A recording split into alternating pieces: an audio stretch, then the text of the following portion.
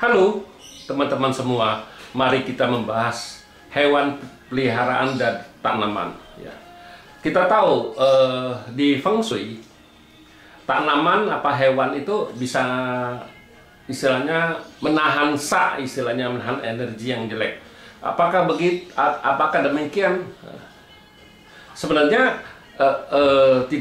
tidak begitu, istilahnya itu hewannya itu dia kena biasanya kalau orang di rumah ada peliharaannya kan misalnya mati kan, bisa ada apa tanamannya di depan rumahnya mati, biasanya kan itu dianggap ini ada energi yang jelek masuk ke rumah, jadi mau sebelum kena orangnya kena di hewannya dulu dan tanamannya dulu. Apakah demikian?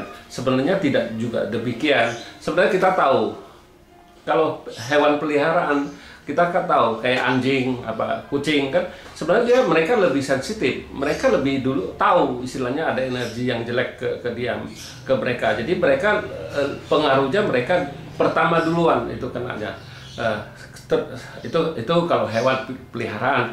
Tapi kalau tanaman kita juga tahu kan dia tanaman itu istilahnya menghisap energi kan. Ya kalau energi ya jelek pasti tanaman dulu kan, soalnya di depan kan gitu.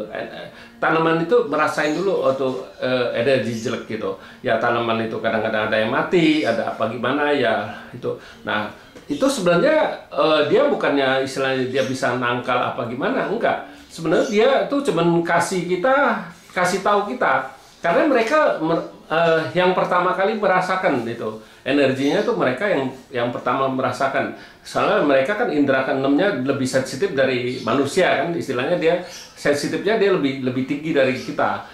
Dia duluan merasa kayak hewan kan, dia tahu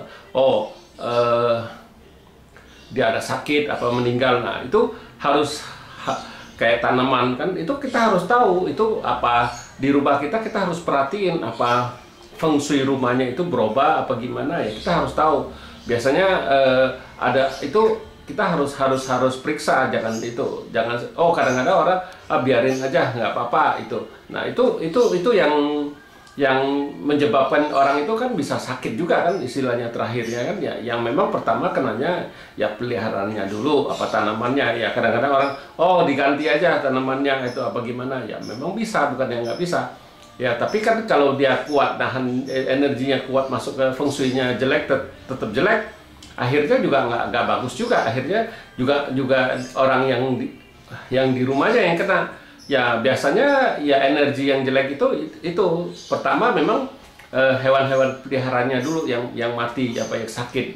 Kedua, tapi sebenarnya yang pertama tuh tanaman dia di luar dari rumah, dia masuk dari situ, energinya masuk dari situ dulu. Karena kita tahu tanaman itu kan menangkap energi kan, istilahnya dia bisa hirup itu how energi lah istilahnya kan kalau itu tanaman.